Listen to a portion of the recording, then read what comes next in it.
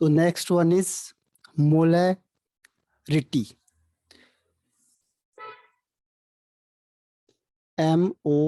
MOLARITY। Molarity है capital M, ठीक है, स्मॉल एम और कैपिटल एम। स्मॉल एम है मोलैलिटी और मोलैरिटी आर आएगा तो कैपिटल एम है। डेफिनेशन सेम है पहले वाली, number of moles of solute, number of moles of solute dissolve in, number of moles of solute dissolve in 1 litre of solution, उसे कहेंगे मोलैरिटी।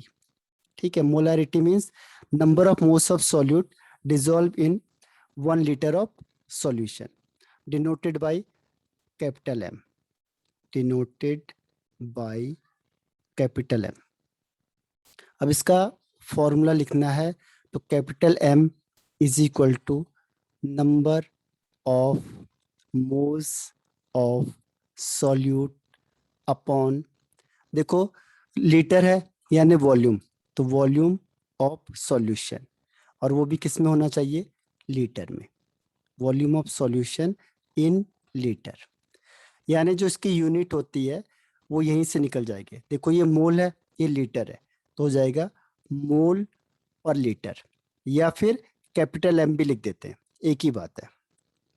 तो मोलैरिटी में क्या चेंज है, देखो number of moles of solute dissolve in 1 litre of solution या per litre of solution, denoted by capital M. इसका formula हो जाएगा number of moles of solute upon volume of solution in litre, ठीक है, और unit mole पर litre या capital M. यहां तक समझ में आ गया? Yes sir. अब देखो क्या होता है कि जनरली हम ए जो वर्ड है उसको ध्यान रखना सॉल्वेंट के लिए यूज करते हैं, ठीक है, बुक में होगा 1 या ए, और अगर 2 लिखा होगा या बी लिखा होगा तो हम उसको सॉल्यूट के लिए यूज करते हैं, ठीक है। तो जैसे मैंने कहा number of moles, number of moles of solute, तो नंबर ऑफ मोल्स का मतलब क्या होता है, wait of solute upon molar mass of solute, ये हमने कहाँ पढ़ा था, मोल कॉन्सेप्ट में, ठीक है। तो wait upon molar mass of solute. तो शॉर्ट में हम क्या दिखाएंगे, देखो वेट के लिए W और सॉल्यूट के लिए B, WB अपॉन MB, ठीक है, क्योंकि क्वेश्चन जब होता है तो उसमें क्या होता है, मोल्स गिवन नहीं होता है, तो मोल्स गिवन नहीं होता है तो हम उसको पहले ही शॉर्ट कर देंगे। तो ये हम क्या करेंगे, शॉर्टकट ट्रिक है, शॉर्टकट, ठीक। अब होगा क्या, और वॉल्यूम किस में है, लीटर में, अगर हम उसे किस में चेंज करना चाहेंगे, ml में, तो हम क्या करेंगे ml अपॉन 1000, तो वो किस में चेंज हो जाएगा, लीटर में। जैसे मैंने क्वेश्चन दिया 500 ml और हमें किस में चाहिए, लीटर में, तो हम क्या करते हैं अपॉन 1000 करना पड़ेगा, तो ये लीटर में चेंज हो जाएगा, ml से किस में चेंज हो जाएगा, लीटर में।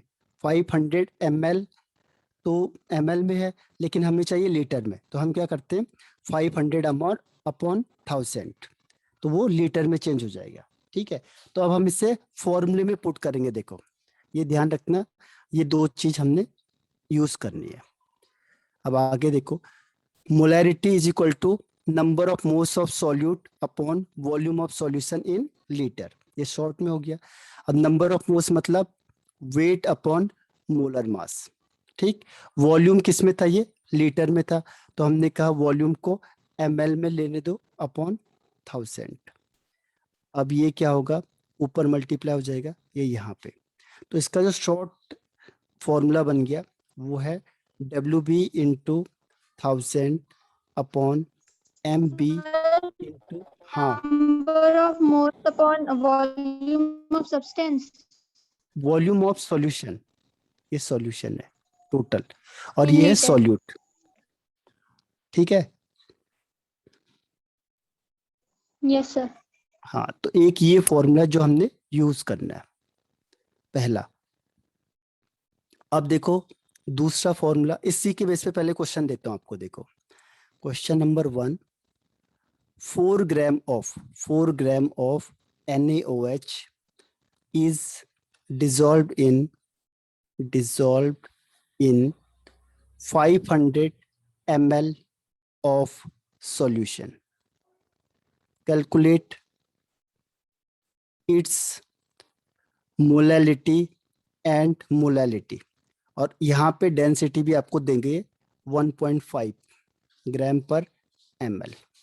ठीक है, अब करना क्या है, देखो अगर मैंने कहा मोलैरिटी निकालो तो मोलैरिटी के लिए क्या होगा, मोलैरिटी के लिए अभी हमने इसकी शॉर्टकट ट्रिक बताई आपको।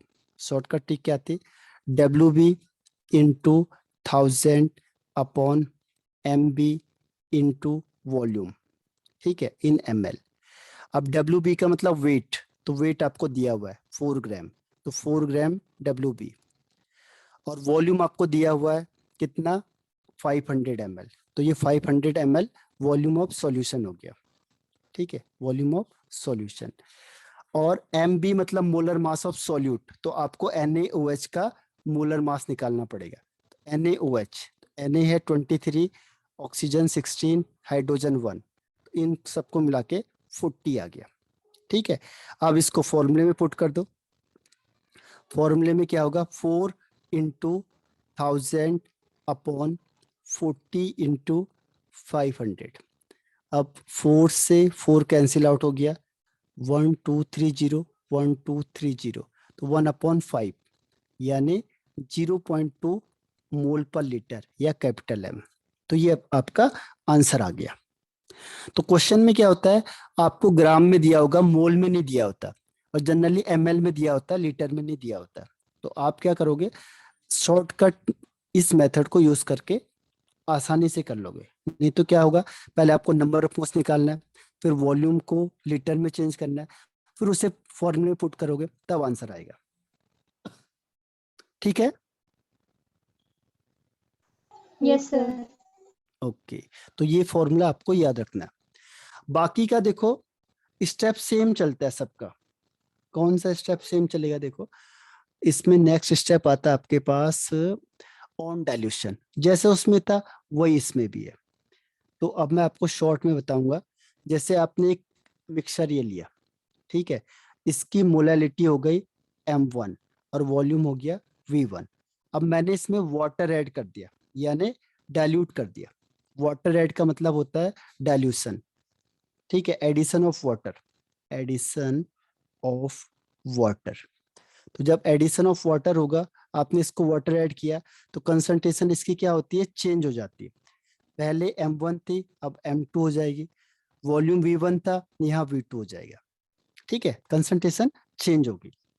अब कंसंट्रेशन चेंज होगी तो अब फॉर्मूला क्या लगेगा, जैसे उसमें लगा था M1 V1, अब कैपिटल M, M2 V2।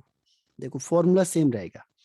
ठीक है, अगर स्मॉल m दिया है तो स्मॉल m का, कैपिटल M दिया है तो कैपिटल M का। तो क्लियर हुआ ये? Yes sir. ओके। तो इसमें भी वैसे ही क्वेश्चन आते हैं जैसे मैंने पहले कराया था आपको। एक क्वेश्चन देता हूं आपको, इसे खुद करना। मैंने कहा आपको 500 ml of 0.1 m HCl, ठीक है, in which 200 ग्राम थ्रू, इसे 500 ही कर देते, 500 ml of water is dissolved, 500 ml water is dissolved. तो what will be its molarity? तो हम कैसे निकालेंगे इसे, बता सकते हो इसका आंसर?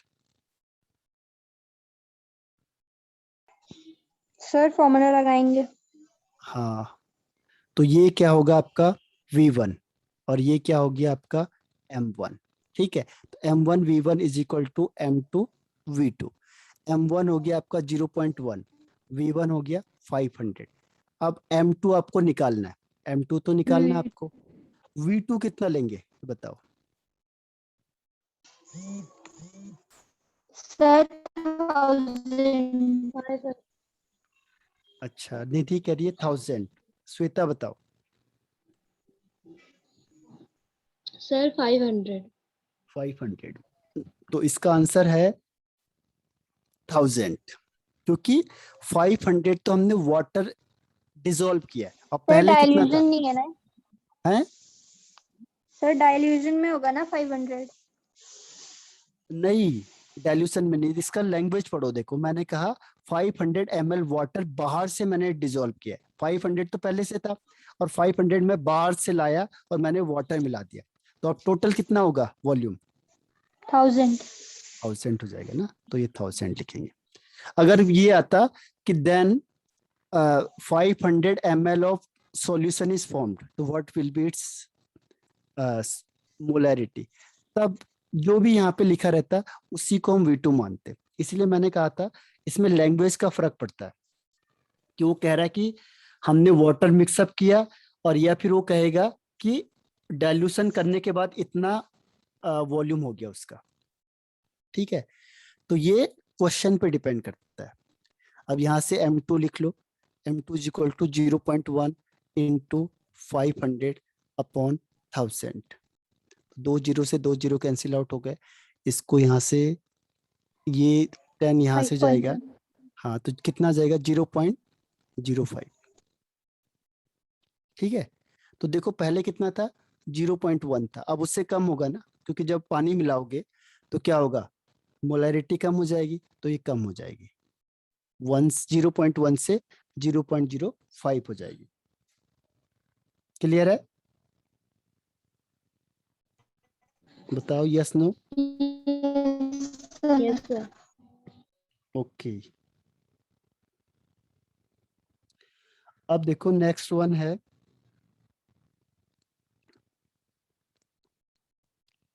सेम जो हमने कल बताया था, वही इस केस में होगा। सेकंड है इसमें to calculate the molarity of resultant solution. अब रिजल्टेंट का मतलब क्या हुआ? रिजल्टेंट का मतलब ये हुआ, जैसे एक सॉल्यूशन आपने ये लिया, इसको मिक्सअप कर दिया दूसरे के साथ, और ये अब बताओ बोलेंगे सर कितना हुआ। M3। हाँ, तो ये था सपोज M1 और वॉल्यूम V1। ऐसी इसमें मोलैरिटी M2 वॉल्यूम V2। अब वो कहेगा मोलैरिटी जब दोनों को मिलाएंगे तो मोलैरिटी चेंज हो जाएगी, लेकिन वॉल्यूम क्या होगा? अब देखो वॉल्यूम इन दोनों का मिक्सचर होगा, यानी V3 क्या हो जाएगा? V1 plus V2। इन दोनों को मिला के जो वॉल्यूम आएगा वो दोनों को प्लस आएगा। ठीक है, तो इसके लिए फॉर्मूला क्या बनेगा? M1 V1 plus M2 V2 is equal to M3 V1 V1 plus plus V2। हाँ, तो ये हमने पहले भी पढ़ा था, ये अभी भी है। M3 हाँ, तो plus V2। सेम है सर मोलैरिटी का। हाँ M3 फिर V3 भी लिख सकता है ना? हाँ, V1 प्लस V2 को हम V3 लिख सकते हैं, लेकिन जब क्वेश्चन आंसर करोगे तो V3 में क्या होगा? V3 का मतलब आपको V1 प्लस V2 ही ऐड करना पड़ेगा ना, वही V3 है। V1 plus V2। हाँ, तो V1 प्लस V2 भी लिख सकते हो आप, और V3 भी लिख सकते हो आप, लेकिन V3 का मतलब V1 प्लस V2 ही होगा। ठीक है, yes sir. Yes sir. Okay. तो अब हम आगे बढ़ते हैं, इसके भी क्वेश्चन देता हूं मैंने कहा यहाँ पे 20 ml ऑफ 0.2 m HCl को डिसॉल्व किया हमने 50 ml ऑफ 0.1 1 m HCl। ठीक है, m HCl। तो बोलेगा कि अब बताओ जो सॉल्यूशन बना उसका रिजल्टेंट मोलैरिटी कितनी होगी? कि 20 ml of 0.2 m HCl is dissolved in 50 ml of 0.1 m HCl. तो what will be its molarity? जो आपने मिक्स कर दिया उसके बाद उसकी मोलैरिटी कितनी होगी? तो हम क्या करेंगे? सर निकालना है ये? हाँ आ जाएगा V1 मोलैरिटी इसे का फॉर्म M1, इसको V2 इसे M2, M3 आपको निकालना है। तो फॉर्मूला क्या होगा? V1 V2 sorry M1 V1 plus M2 V2 is equal to M3 V1 plus V2। Clear है? Yes sir. ओके, तो ये हमारा ये पोर्शन होता है आपका खत्म मोलैरिटी वाला। ठीक है, क्वेश्चन आंसर मैं अभी इसके बाद एक साथ कराऊंगा आपको कंसंट्रेशन के पूरे, ताकि क्या होगा कि एक साथ ही कर लेंगे फिर क्वेश्चन आंसर को। ठीक है, ये आपने पहले ही पढ़ा हुआ है मेरे ख्याल से 11th में यस सर। पढ़ा है ना? Yes sir. ओके, अब देखो आगे बढ़ते हैं मोल फ्रैक्शन पे। मोल फ्रैक्शन, तो मोल फ्रैक्शन क्या होता है? फ्रैक्शन का मतलब पार्ट, मोल का मतलब मोल के टर्म्स में हम फ्रैक्शन करेंगे। सपोज करो कोई चीज होती है ये है, ठीक है, तो हम इसको 1 मान लेते हैं। 1 कैसे मानेंगे? सपोज करो आपने कोई पार्टी करी, पार्टी में 3 लोग थे A, B और C। A ने 100 रुपीज दिया, B ने 200 रुपीज दिया और C ने 500 रुपीज दिया। अब मैं बोलूंगा इनका फ्रैक्शन बताओ, कितना किसने कंट्रीब्यूशन किया, फ्रैक्शन कितना हुआ? तो A का फ्रैक्शन क्या हुआ? तो हम क्या करते हैं कि टोटल मिक्सअप कर देते हैं। 5 + 2 7 + 1 8, यानी टोटल 800 की पार्टी हुई और उसमें A ने कितना कंट्रीब्यूशन किया? 100। तो 100 को 800 से डिवाइड कर देंगे तो ये आ जाएगा 0.2 और 25 के आसपास। ठीक है, तो ये A का कंट्रीब्यूशन है फ्रैक्शन में। अगर मैंने कहा बताओ B का कितना कंट्रीब्यूशन है फ्रैक्शन में, तो 200 कंट्रीब्यूट किए अपॉन टोटल। ठीक है, इसको डिवाइड कर दो 1/4 यानी 0.25। ऐसे 500 ने कितना कंट्रीब्यूशन किया? 500 अपॉन 800। तो इस तरीके से आप क्या करोगे, इससे निकालते हैं। ठीक है, तो ये 0.6 के आसपास आ जाएगा। तो देखो 6 to 8 to 10। सर इवन तो 0.12 के आसपास आ रहा है। 0. 12। हाँ, तो हमने कहीं पे मिस्टेक कर दिया। फिर देखो 1/8 कितना होता है? 8 है। 1.082 जा सॉरी 8 1 जा 8, तभी कह रहा हूँ मैं मिस्टेक कहाँ पे हो रहा है। ये है 0.1। ठीक है, ये 1 आएगा, 8 1 जा 8, तब 2 आएगा ये, फिर ये 20 हो जाएगा, 8 2 जा 16, फिर 40 होगा, फिर 5 1 to 5 आएगा। हाँ, क्योंकि इन सबका +1 आना चाहिए। ठीक है, तो 6 to 8 1 9 और जो ये बचा वो किस में आ जाएगा? 10 में हो जाएगा, यानी 1 आंसर आ जाएगा। ठीक है, तो फ्रैक्शन हो गया। क्लियर? तो ऐसे ही यहाँ पे क्या है, मोल फ्रैक्शन में भी यही होता है। मोल फ्रैक्शन को 1 मानते हैं, ओवरऑल 1 मानेंगे। तो सपोज करो कि A और B 2 है, ठीक, 2 आदमी है, 2 कंपोनेंट है, इसके नंबर ऑफ मोल्स Na है, ये है नंबर ऑफ मोल्स, और B के नंबर ऑफ मोल्स हैं Nb। ठीक है, अब क्या होगा?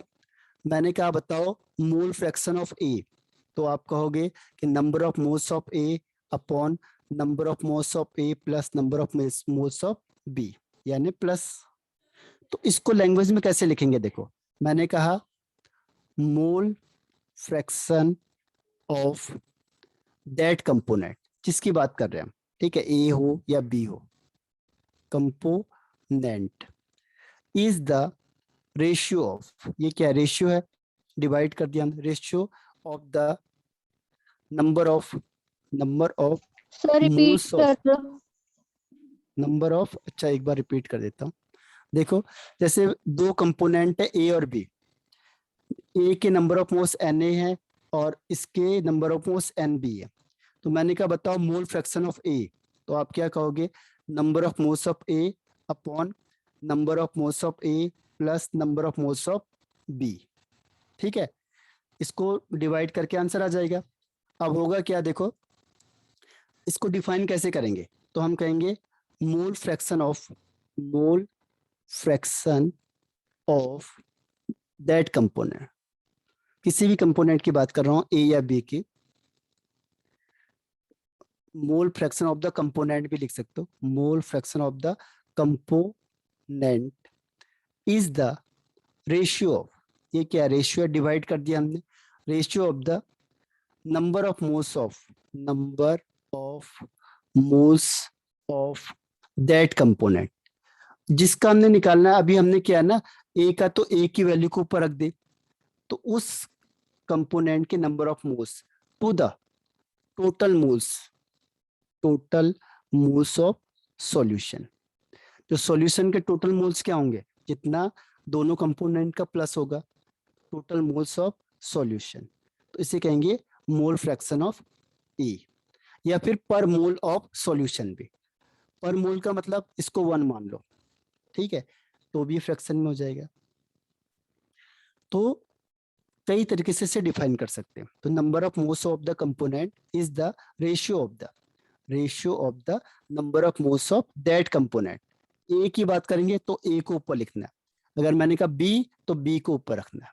ठीक है, अगर सपोज करो मैंने कहा बी के बारे में बताओ, तो आप क्या कहोगे, number of moles of B upon total में तो सब आ जाएगा। ठीक है, तो ये मोल फ्रैक्शन है और इसकी भी कोई यूनिट नहीं होती है, नो यूनिट। तो समझ में आया ये मोल फ्रैक्शन।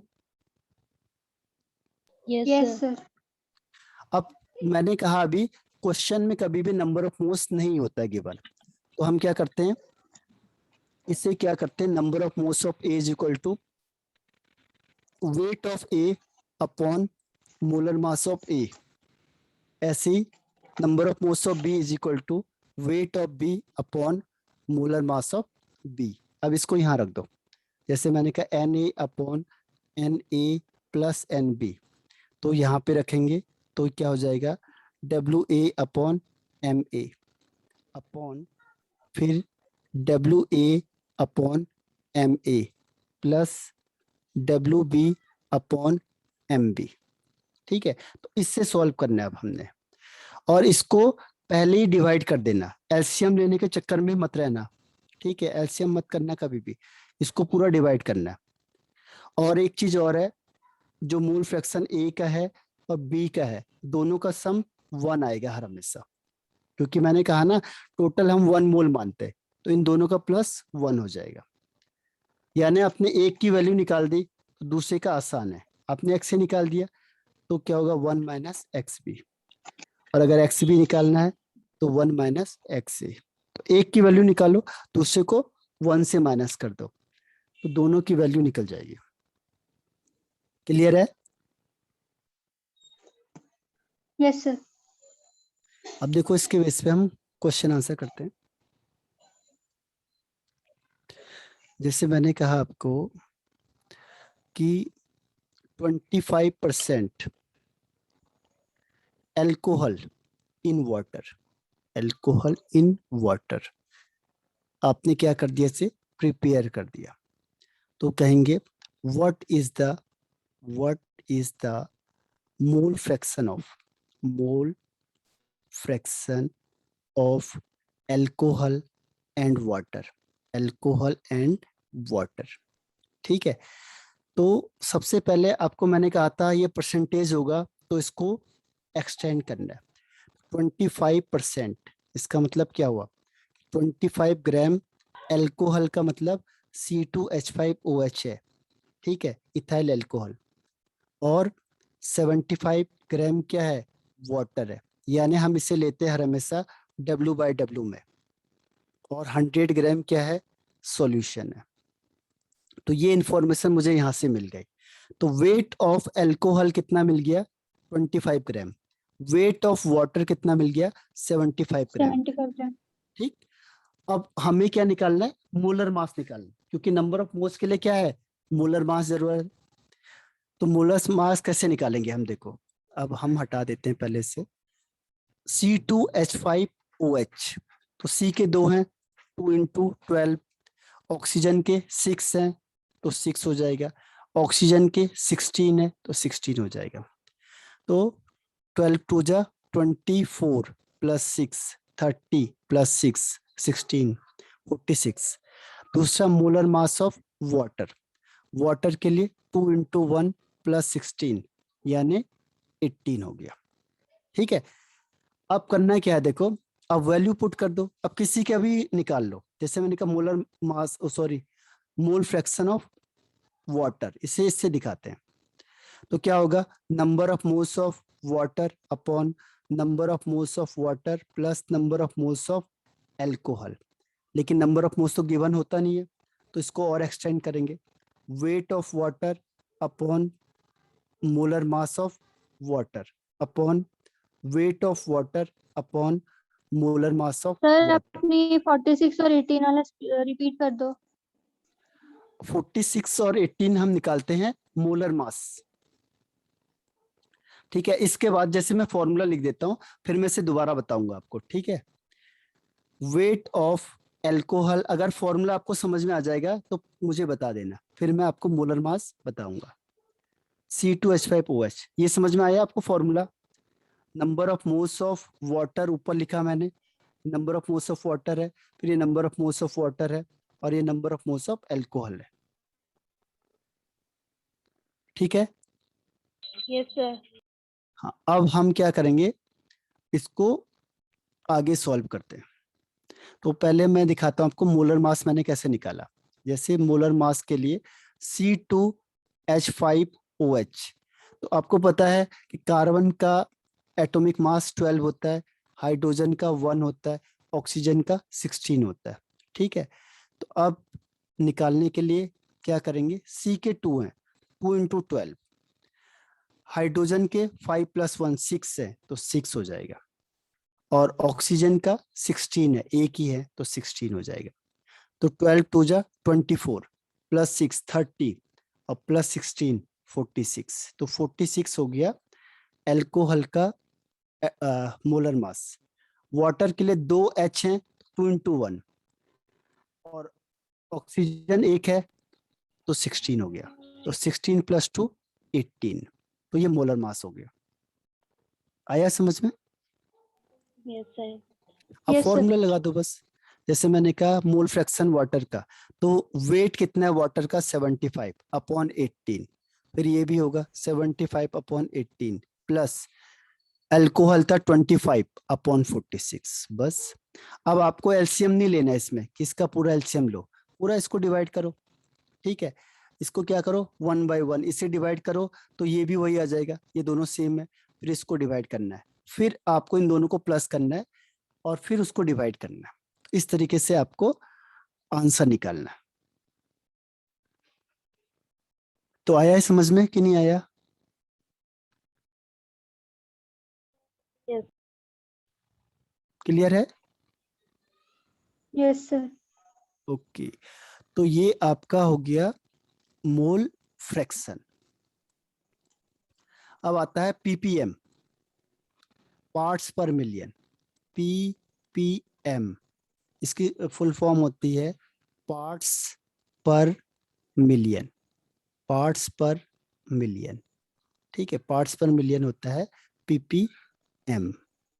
तो पीपीएम में क्या होता है देखो, पीपीएम में होता है जैसे परसेंटेज में होता है।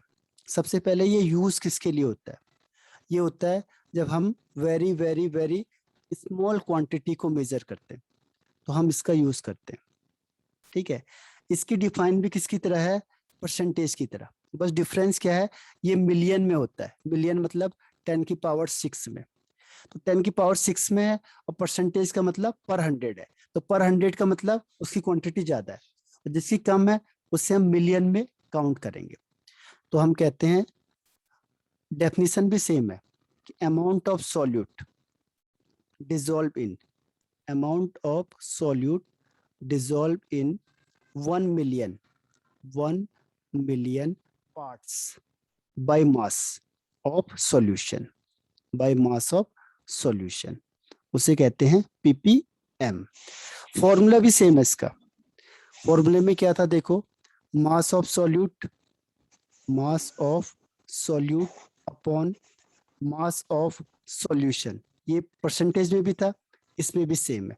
बस यहाँ पे किससे काउंट कर रहे हैं, 1 मिलियन से। 1 मिलियन मीन्स 10⁶, तो उसको 10⁶ से मल्टीप्लाई कर दो। परसेंटेज में 100 से काउंट कर रहे थे, इसीलिए 100 से मल्टीप्लाई कर रहे थे, तो ये हो गया ppm।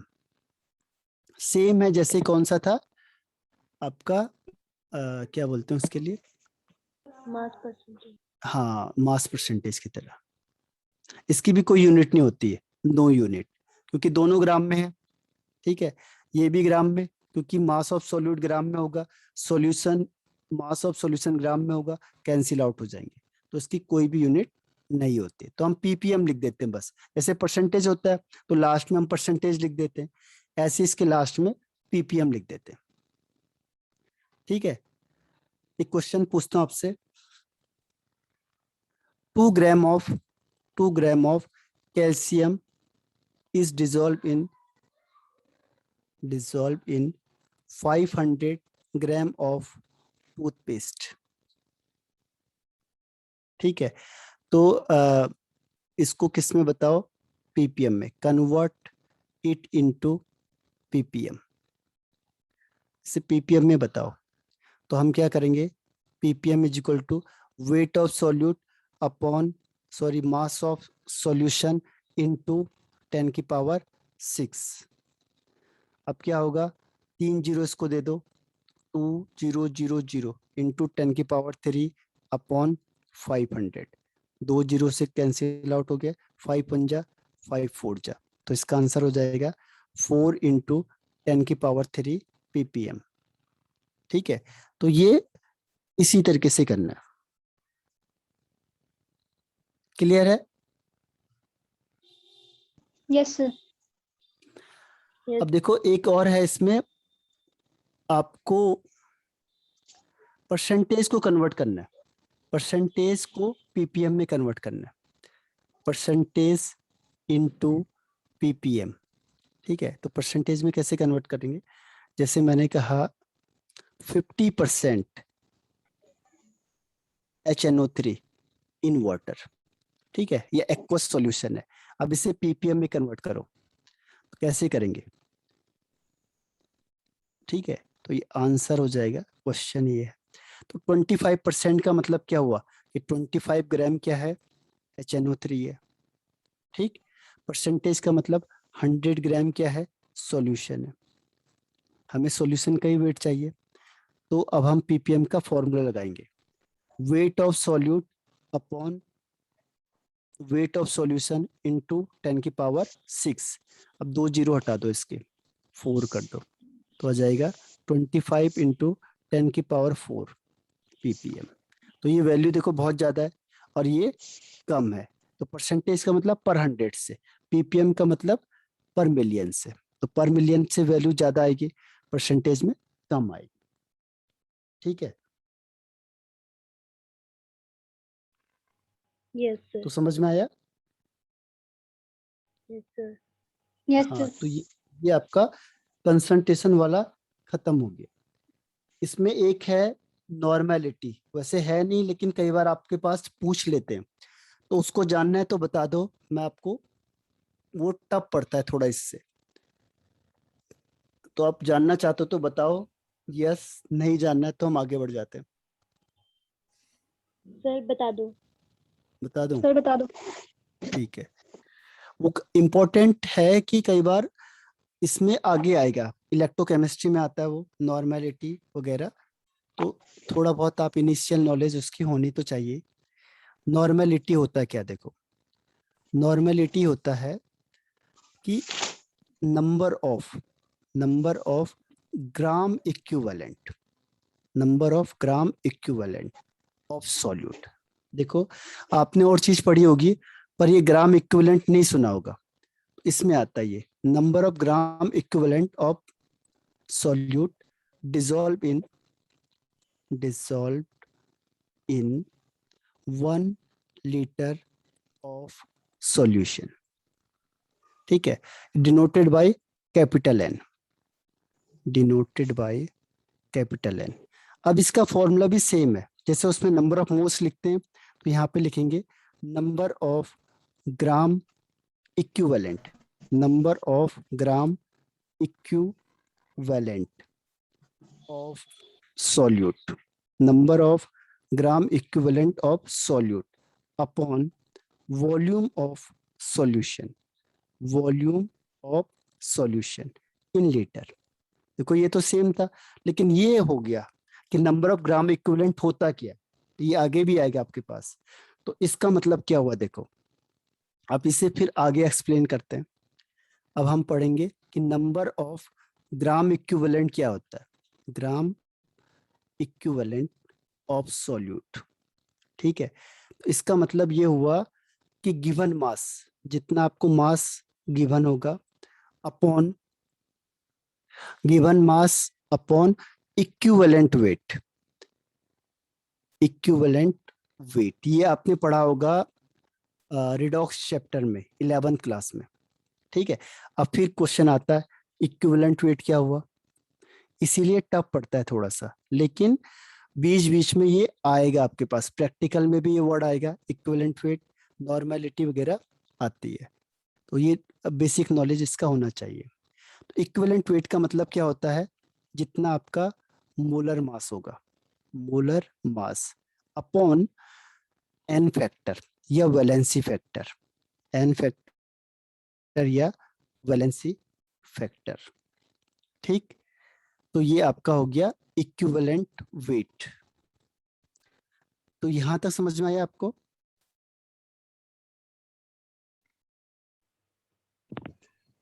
Yes, ओके, तो ये टाइम खत्म हो रहा है, आपको रिज्वाइन करना है सेम आईडी पे फिर से। सर ये हाँ हाँ बताओ, क्या होता है हैं क्या कह रहे हो आप निधि?